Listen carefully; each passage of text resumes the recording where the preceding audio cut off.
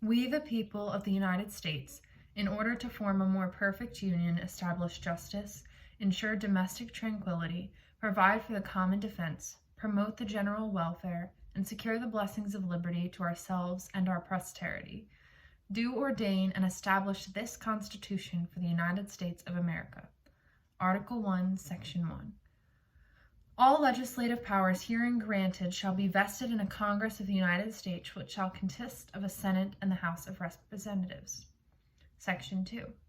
The House of Representatives shall be composed of members chosen every second year by the people of the several states, and the electors in each state shall have the qualifications requisite for electors of the most numerous branch of the state legislature. No person shall be a representative who shall not have attained to the age of 25 years and been 7 years a citizen of the United States, and who shall not, when elected, be an inhabitant of that state in which he shall be chosen.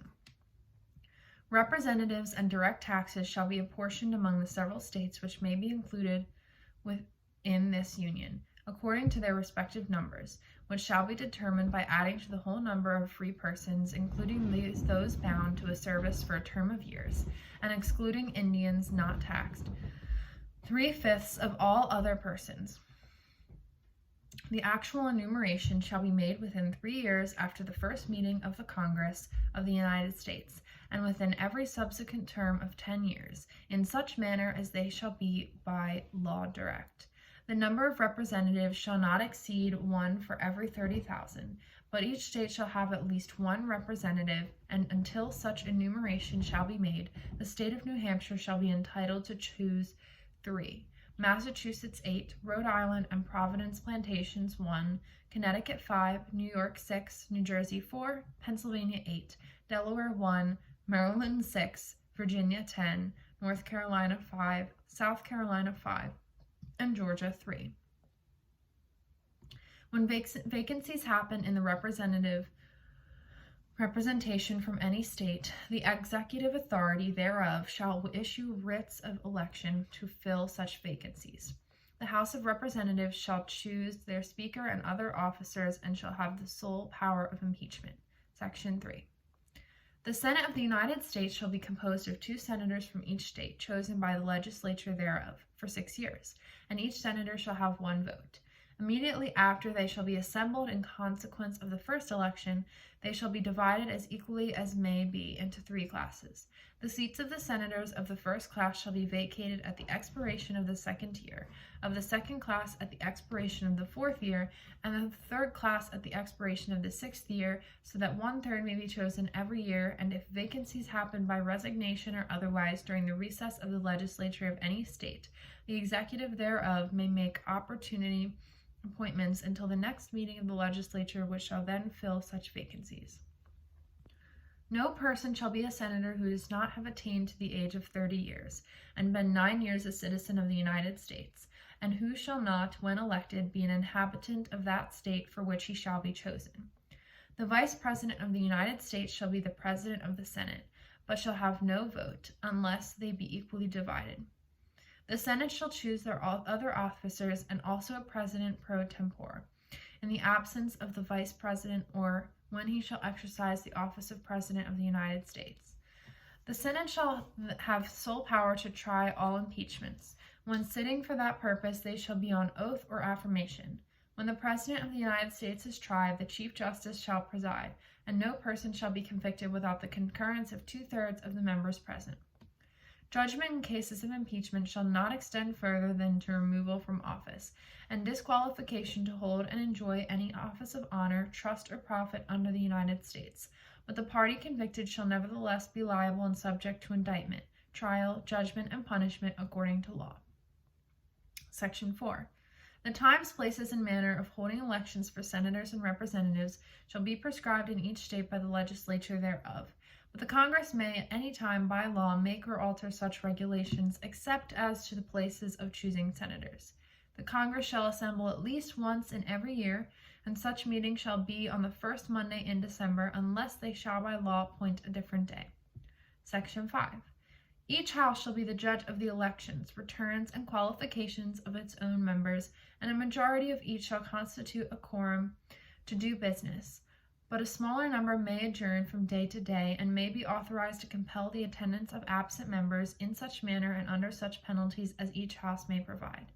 Each house may determine the rules of its proceedings, punish its members for disorderly behavior, and, with the concurrence of 2/3, expel a member. Each house shall keep a journal of its proceedings, and from time to time publish the same, excepting such parts as may in their judgment require secrecy, and the yeas and nays of the members of either house on any question shall, at the desire of 1/5 of those present, be entered on the journal.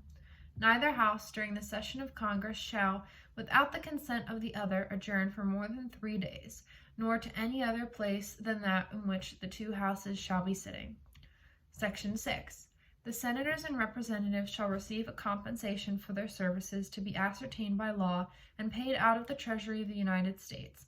They shall in all cases except treason, felony, and breach of the peace be privileged from arrest during their attendance at the session of their respective houses and in going to and returning from the same, and for any speech or debate in either house they shall not be questioned in any other place. No senator or representative shall, during the time for which he was elected, be appointed to any civil office under the authority of the United States which shall have been created, or the emoluments whereof shall have been increased during such time. And no person holding any office under the United States shall be a member of either house during its continuance in office. Section 7.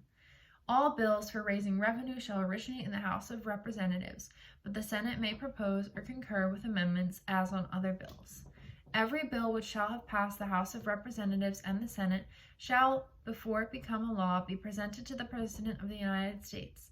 If he approve, he shall sign it, but if not, he shall return it with his objections to that House in which it shall have been originated, who shall either enter the objections at large on their journal and proceed to reconsider it. If after such reconsideration 2/3 of that House shall agree to pass the bill, it shall be sent, together with the objections, to the other House by which it shall likewise be reconsidered. And if approved by 2/3 of that House, it shall become a law.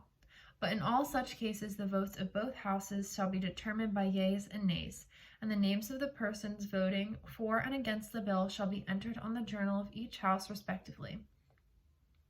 If any bill shall not be returned by the President within 10 days, Sundays excepted, after it shall have been presented to him, the same shall be a law, in like manner as if he had signed it, unless the Congress by their adjournment prevent its return, in which case it shall not be a law.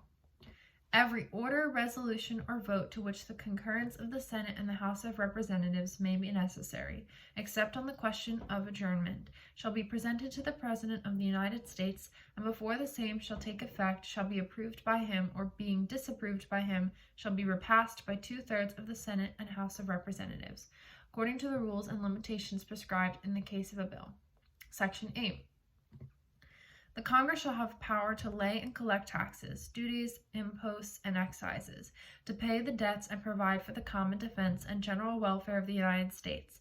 But all duties, imposts, and excises shall be uniform throughout the United States, to borrow money on the credit of the United States, to regulate commerce with foreign nations and among the several states and with the Indian tribes, to establish a uniform rule of naturalization and uniform laws on the subject of bankruptcies throughout the United States, to coin money, regulate the value thereof, and of foreign coin, and fix the standard of weights and measures, to provide for the punishment of counterfeiting the securities and current coin in the United States, to establish post offices and post roads, to promote the progress of science and useful arts by securing for limited times to authors and inventors the exclusive right to their respective writings and discoveries, to constitute tribunals inferior to the Supreme Court, to define and punish piracies and felonies committed on the high seas and offenses against the law of nations, to declare war, grant letters of marque and reprisal, to make rules concerning captures on land and water, to raise and support armies, but no appropriation of money to that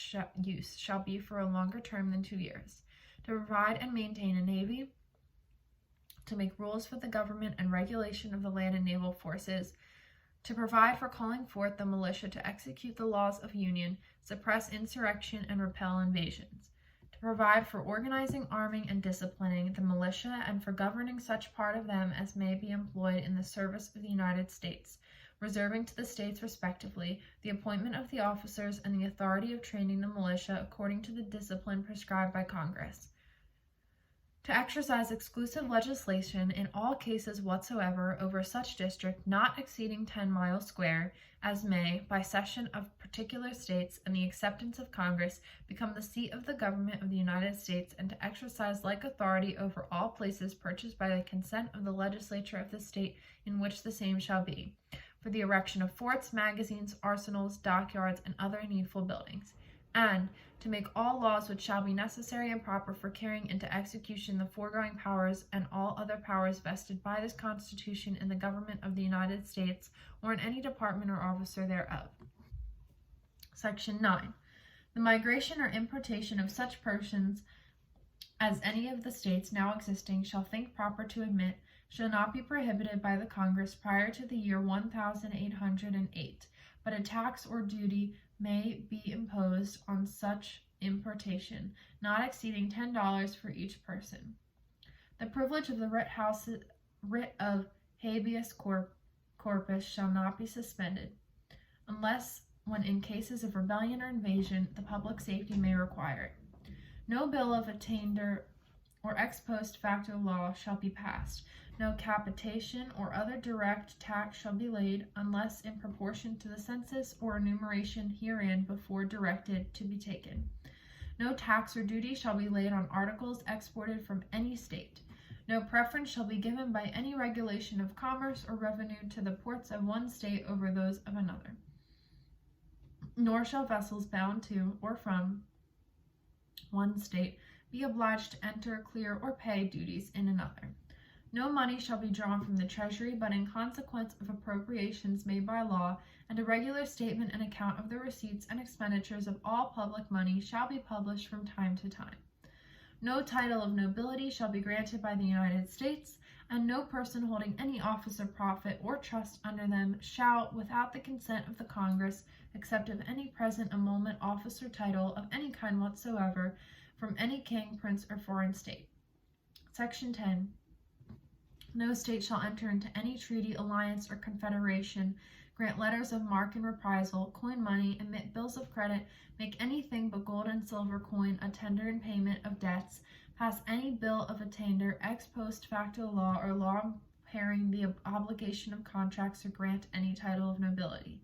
No state shall, without the consent of the Congress, lay any imposts or duties on imports or exports, except what may be absolutely necessary for executing its inspection laws, and the net produce of all duties and imposts laid by any state on imports or exports shall be for the use of the Treasury of the United States, and all such laws shall be subject to the revision and control of the Congress. No state shall, without the consent of Congress, lay any duty of tonnage, keep troops or ships of war in time of peace, enter into any agreement or compact with another state, or with a foreign power, or engage in war, unless actually invaded or in such imminent danger as will not admit of delay. Article 2, Section 1. The executive power shall be vested in a President of the United States of America. He shall hold his office during the term of 4 years, and, together with the Vice President chosen for the same term, be elected as follows. Each state shall appoint in such manner as the legislature thereof may direct a number of electors equal to the whole number of senators and representatives to which the state may be entitled in the Congress. But no senator or representative or person holding an office of trust or profit under the United States shall be appointed an elector. The electors shall meet in their respective states and vote by ballot for 2 persons, of whom one at least shall not be an inhabitant of the same state with themselves. And they shall make a list of all the persons voted for, and of the number of votes for each, which list they shall sign and certify, and transmit sealed to the seal of the government of the United States, directed to the President of the Senate. The President of the Senate shall, in the presence of the Senate and House of Representatives, open all the certificates, and the votes shall then be counted. The person having the greatest number of votes shall be the President.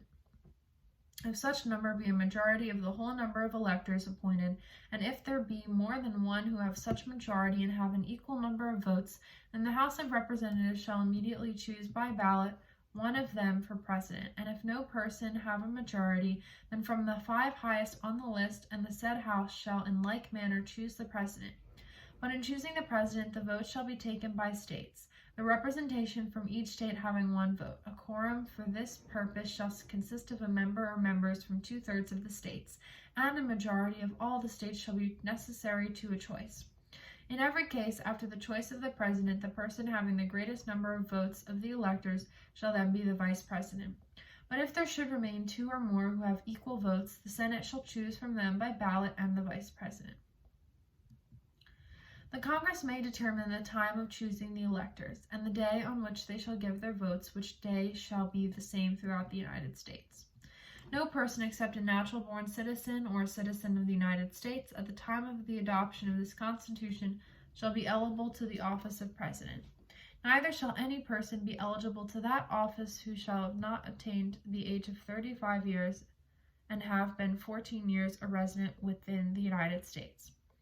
In case of the removal of the President from office, or of his death, resignation, or inability to discharge the powers and duties of the said office, the same shall devolve on the Vice President, and the Congress may by law provide for the case of removal, death, resignation, or inability, both of the President and Vice President, declaring what officer shall then act as President, and such officer shall accordingly, until the disability be removed, or a President shall be elected.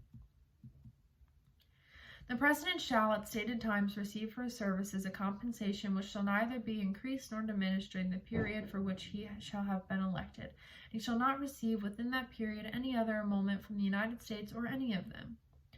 Before he enter on the execution of his office, he shall take the following oath or affirmation.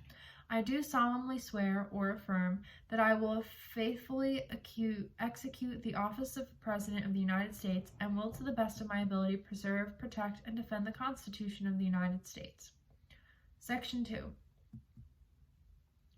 The President shall be Commander-in-Chief of the Army and Navy of the United States and of the militia of the several states when called into the actual service of the United States.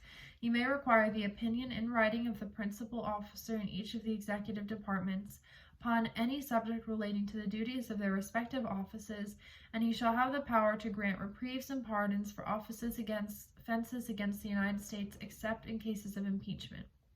He shall have power, and by and with the advice and consent of the Senate, to make treaties, provided 2/3 of the senators present concur. And he shall nominate, and by and with the advice and consent of the Senate shall appoint ambassadors, other public ministers and councils, judges of the Supreme Court, and all other officers of the United States whose appointments are not herein otherwise provided for, and which shall be established by law. The Congress may by law vest the appointment of such inferior officers as they think proper in the President alone, in the courts of law, or in the heads of departments.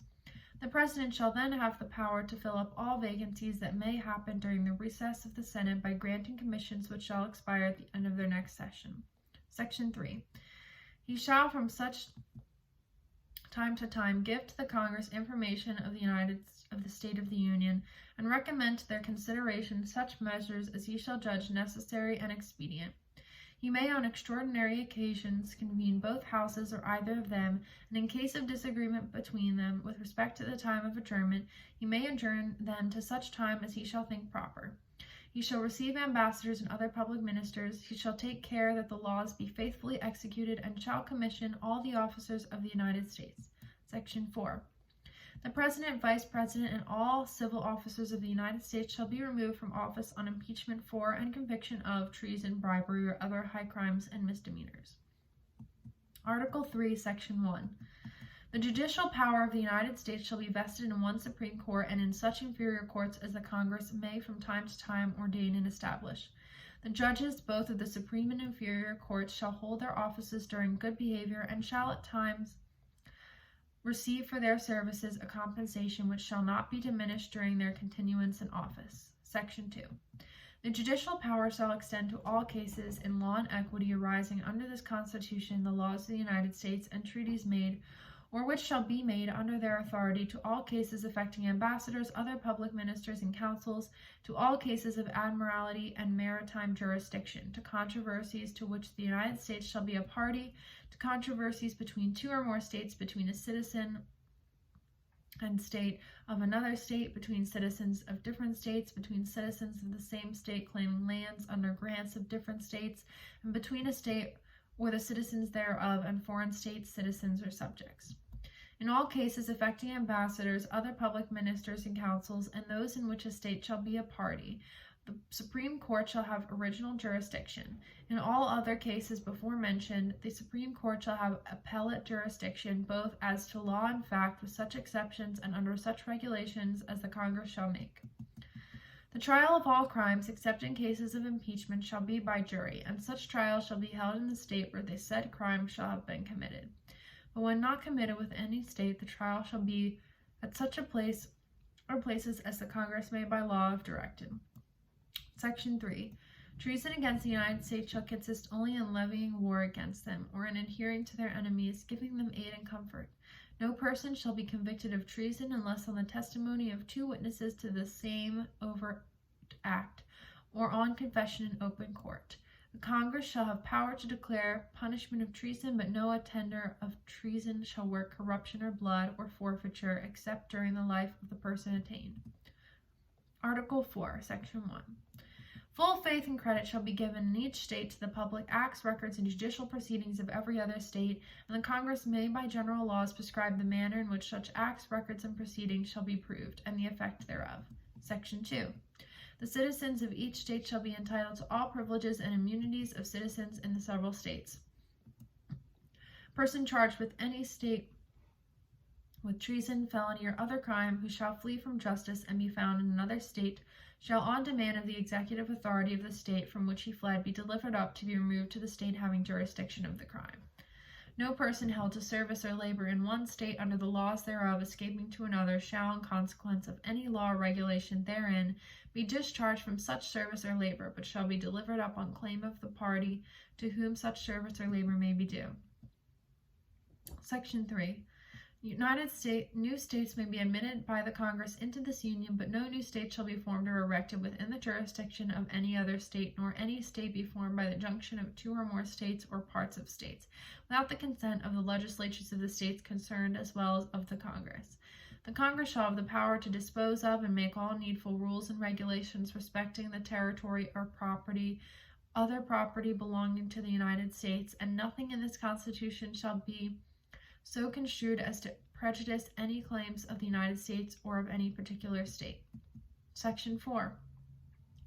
The United States shall guarantee to every state in this Union a republican form of government, and shall protect each of them against invasion and on application of the legislature or of the executive when the legislature cannot be convened against domestic violence. Article 5. The Congress, whenever 2/3 of both houses shall deem it necessary, shall propose amendments to this Constitution, or, on the application of the legislatures of 2/3 of the several states, shall call a convention for proposing amendments, which in either case shall be valid to all intents and purposes as part of this Constitution, which ratified by the legislatures of 3/4 of the several states, or by conventions in 3/4 thereof, as the one or the other mode of ratification may be proposed by the Congress, provided that no amendment which may be made prior to the year 1808 shall in any manner affect the first and fourth clauses in the 9th section of the first article, and that no state without its consent shall be deprived of equal suffrage in the Senate. Article 6. All debts contracted and engagements entered into before the adoption of this Constitution shall be as valid against the United States under this Constitution as under the Confederation. This Constitution and the laws of the United States which shall be made in pursuance thereof, and all the treaties made or which shall be made under the authority of the United States, shall be the supreme law of the land, and the judges in every state shall be bound thereby, anything in the Constitution of laws of any state to the contrary notwithstanding. The senators and representatives before mentioned, and the members of the several state legislatures, and all the executive and judicial officers, both of the United States and of the several states, shall be bound by oath or affirmation to support this Constitution, but no religious test shall ever be required as a qualification to any office or public trust under the United States. Article 7. The ratification of the Conventions of the 9 states shall be sufficient for the establishment of this Constitution between the states so ratifying the same. The word "the" being interlined between the 7th and 8th lines of the first page, the word 30 being partly written on an erasure in the 15th line of the first page, the words is trying being interlined between the 32nd and 33rd lines of the first page, and the word the being interlined between the 43rd and 44th lines of the second page. Attest William Jackson, Secretary. Done in convention by the unanimous consent of the states present the 17th day of September in the year of our Lord, 1787, and of the independence of the United States of America, the 12th in witness whereof we have hereunto subscribed our names. George Washington, President and Deputy from Virginia, Delaware. Red, Gunning, Bedford, June. John Dickinson, Richard Bassett, Jacko Broom. Maryland, James McHenry, Dan of St. Thos, Jennifer, Dan Carroll. Virginia, John Blair, James Madison Jr. North Carolina, William Blount, Richard Dobbs Spate, Hugh Williamson. South Carolina, J. Rutledge, Charles Coatsworth Pinckney, Charles Pinckney, Pierce Butler. Georgia, William Few, A. Baldwin. New Hampshire, John Langdon, Nicholas Gilman. Massachusetts, Nathaniel Gorham, Rufus King. Connecticut, William Sam Johnson, Roger Sherman. New York, Alexander Hamilton. New Jersey, William Livingston, David Beerley, William Patterson, Joan Dayton. Pennsylvania, Ben Franklin, Thomas Mifflin, Robert Morris, George Clymer, Theos Fitzsimons, Jared Ingersoll, James Wilson, Gouverneur Morris.